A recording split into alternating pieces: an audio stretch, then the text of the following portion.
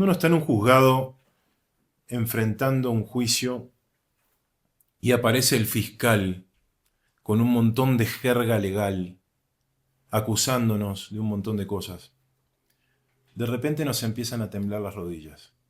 A cualquier acusado normal le pasaría, ¿verdad? Bien. Y ahí aparece una figura importantísima, que es nuestro abogado. Nuestro abogado tiene el lenguaje, la educación y la formación para presentar nuestro caso y decir lo que nosotros quisiéramos poder decirle al juez para defendernos, pero no sabemos cómo. No tenemos palabras, no tenemos manera de articular, de organizar, de ordenar y de presentar en una secuencia lógica algo que evoque el derecho a los oídos del juez y así pueda entender lo que nos pasó o lo que me pasó cuando se produjo el hecho por el que se me está acusando. ¿Tiene sentido? Así funciona el sistema legal. Bien. Hoy vamos a hablar también de eso, el Paracletos, el abogado y el intercesor que tenemos ante el Padre que articula lo que nosotros no podemos articular, que habla en esa comunicación intertrinitaria con el Padre en una lengua que nosotros no podemos expresar. Alabado sea el Señor por ese Espíritu maravilloso. Vamos a leer, hermanos, vamos a abrir Romanos y a terminar esta serie que se llama Gemidos. Esta es la parte 3. Y vamos a leer Romanos 8 del versículo 26 al 27. Romanos capítulo 8 del 26 al 27. Hablamos por un lado de los gemidos de la creación, hablamos de los gemidos que nosotros experimentamos tratando de alcanzar eso que todavía no llegamos a tocar, que solo lo vivimos por la esperanza. Y aquí aparece el Espíritu. Y este es un versículo, dos versículos tan mal interpretados en el mundo cristiano. Y de igual manera, el Espíritu nos ayuda en nuestra debilidad. Pues, ¿qué hemos de pedir como conviene? No lo sabemos. Pero el Espíritu mismo intercede por nosotros con gemidos indecibles. Mas el que escudriña los corazones sabe cuál es la intención del Espíritu, porque conforme a la voluntad de Dios, intercede por los santos. Y tenemos, Paracletos significa parado al lado. El Señor nos puso esta persona de la Trinidad habitando con nosotros como un abogado que se para al lado de nosotros y nos sostiene. Creo que la palabra en español consolador no le hace justicia a este término. Porque el consolador es alguien que puede ser alguien que le da a uno un abrazo cuando está triste y lo consuela y le dice todo va a estar bien. No. Si bien eso es obviamente una función del Espíritu Santo, creo que la palabra, por ejemplo, que se usa en la King James, en la Biblia del Rey Santiago, comforter, tiene que ver con fortaleza. Cuando uno dice confort, no es confort de comodidad. Fort es fuerte.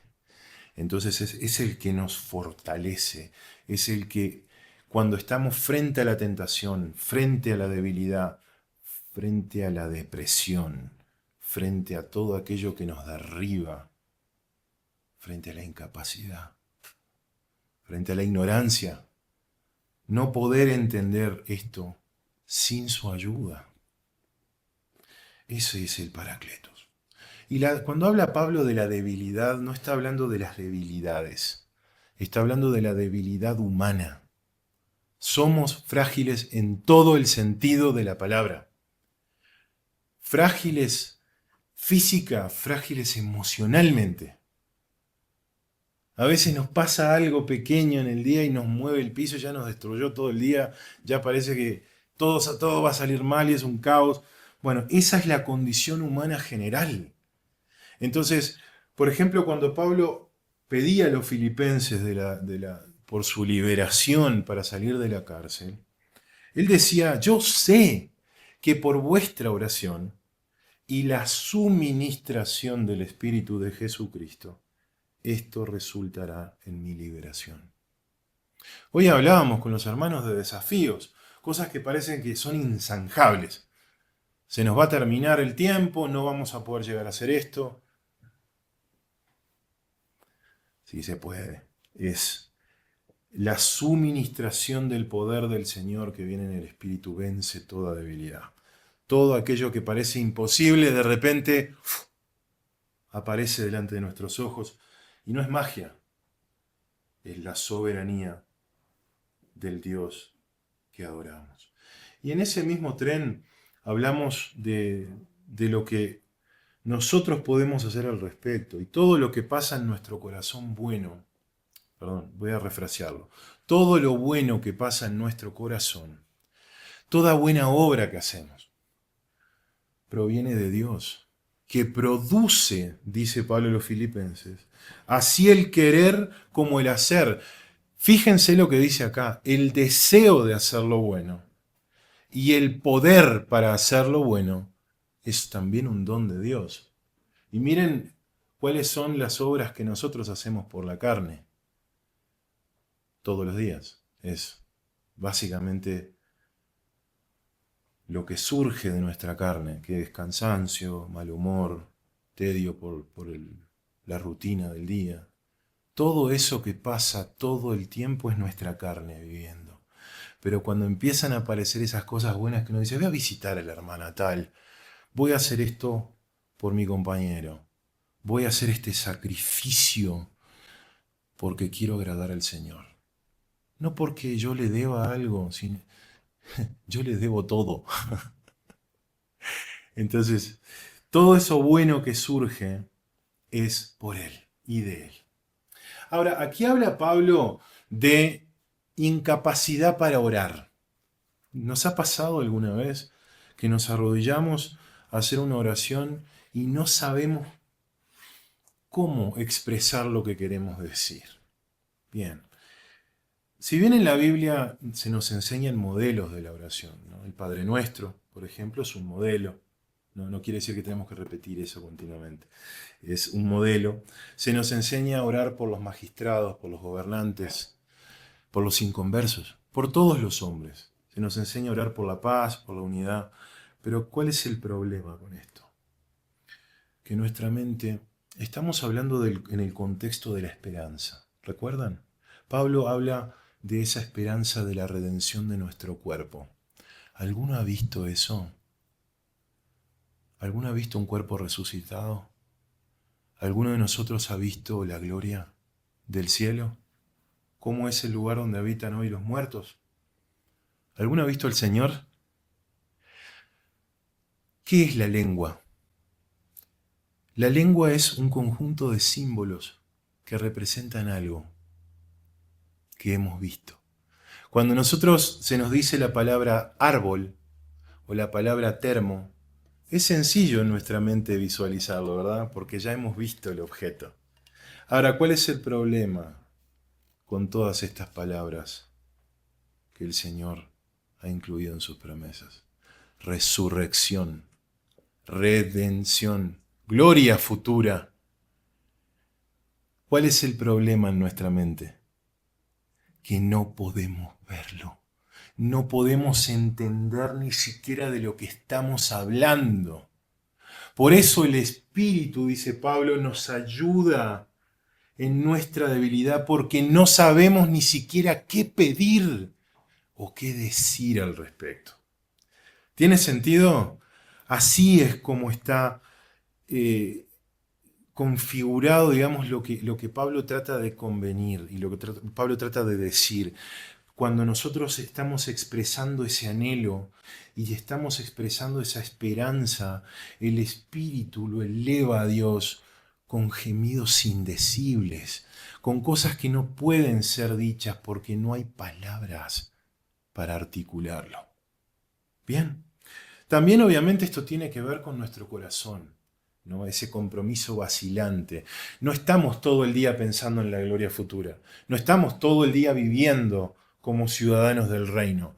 Hacemos otras cosas seculares y estamos perdidos en todos lados. Y de hecho, a veces traicionamos al Señor.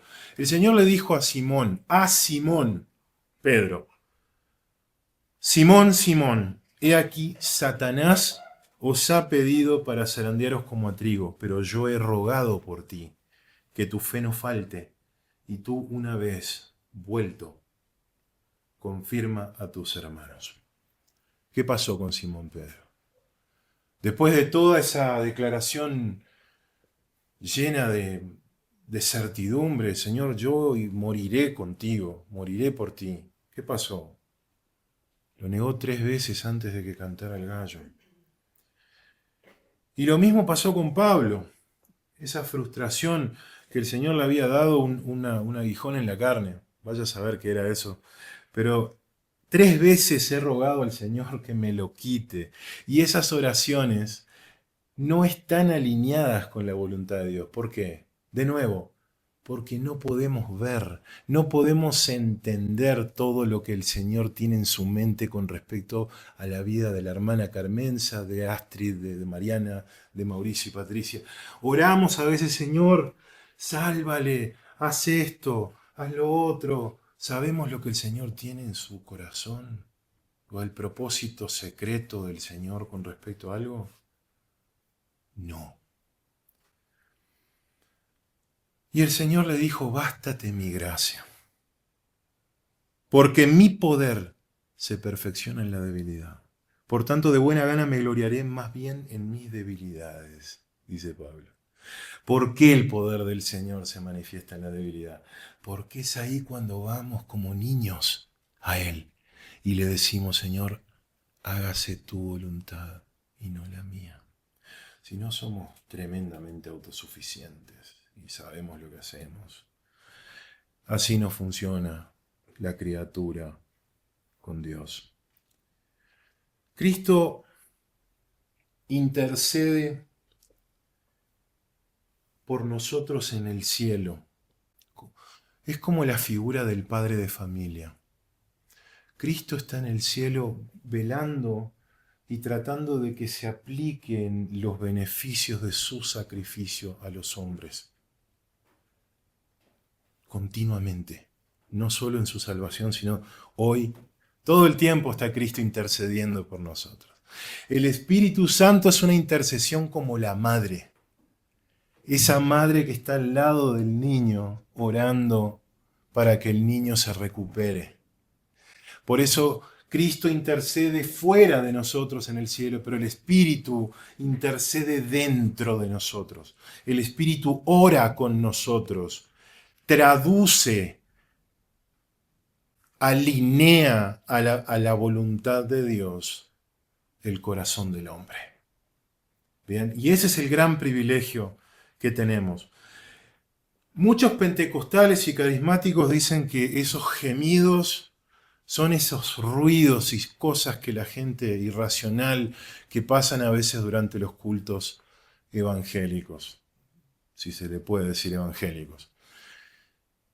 Está diciendo inaudibles, inexpresables. Quiere decir que no hay sonido, no hay palabra que pueda describir lo que el Espíritu Santo ora o da a Dios por medio de nosotros. Bien. Y Pablo dice, por ejemplo, nadie conoce las cosas de Dios sino el Espíritu de Dios.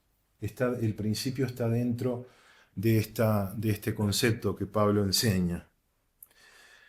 Y esto va en este sentido, que el Espíritu Santo que se para frente con nosotros es el único que conoce la mente de Dios.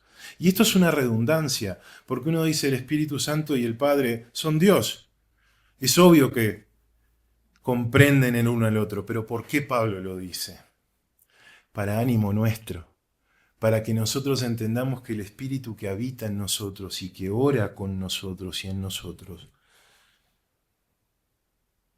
comprende perfectamente cuál es el plan que Dios tiene para tu vida. Dice la Escritura que el Espíritu ama a los santos. Abran Santiago 4:5. Santiago 4, capítulo 4, versículo 5. Santiago capítulo 4, versículo 5.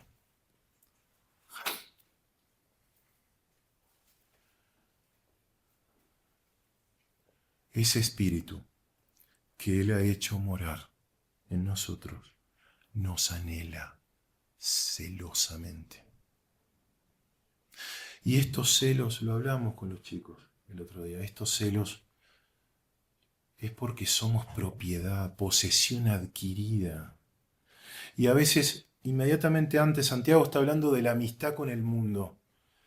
Estamos todo el día coqueteando con los valores, con las formas de hacer del mundo, con las ambiciones y codicias del mundo.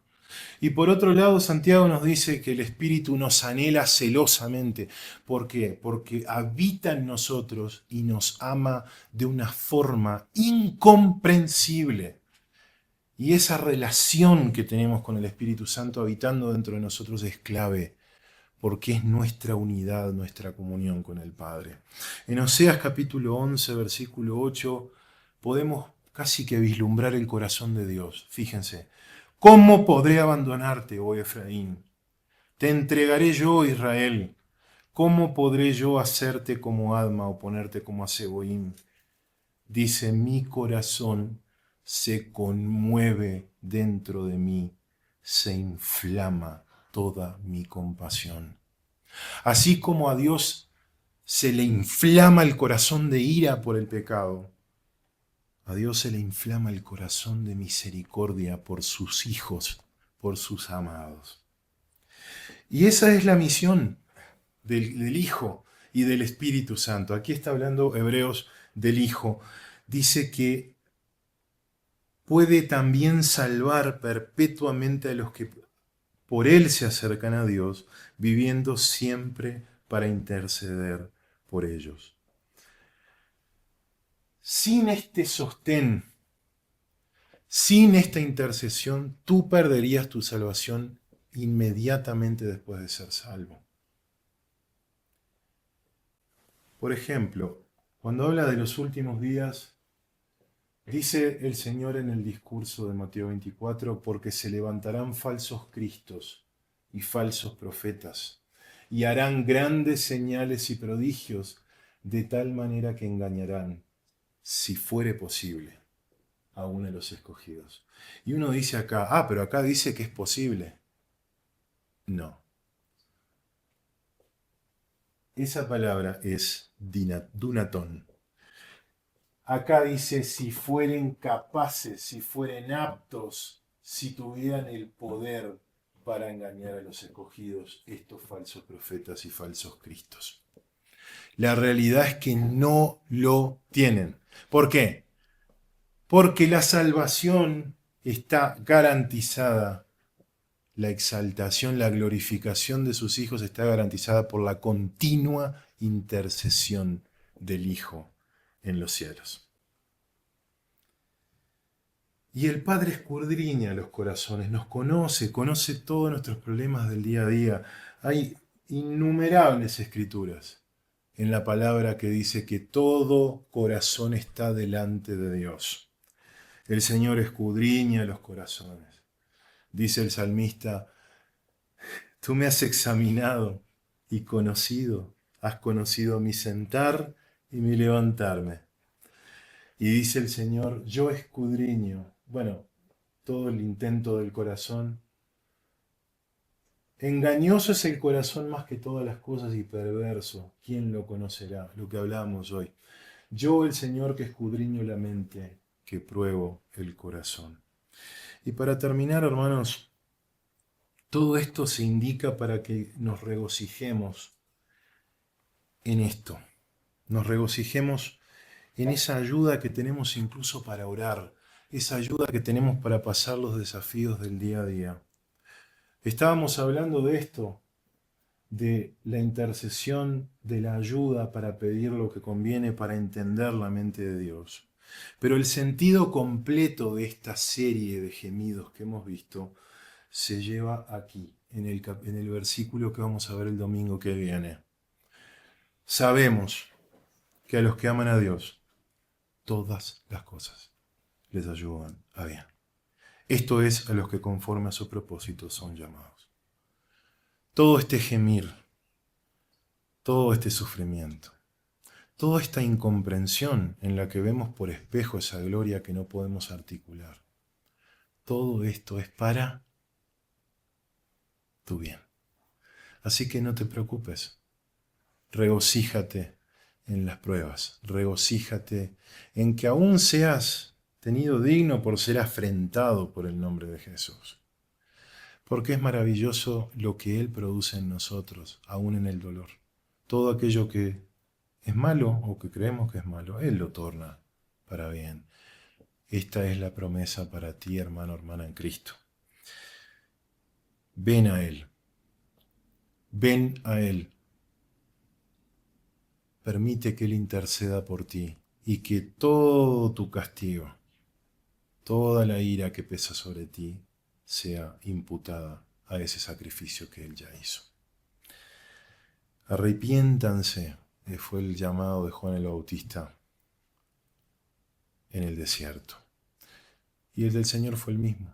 Arrepiéntanse porque el reino de los cielos se ha acercado. Y hoy, hermanos, al tomar estos emblemas de la cena, anunciamos no solo la muerte, sino también la vida eterna que es en Él. Anunciamos que Él pronto volverá a tomar otra vez el fruto de la viña con nosotros en su reino. Amén. Preparémonos, hermanos, para la cena del Señor.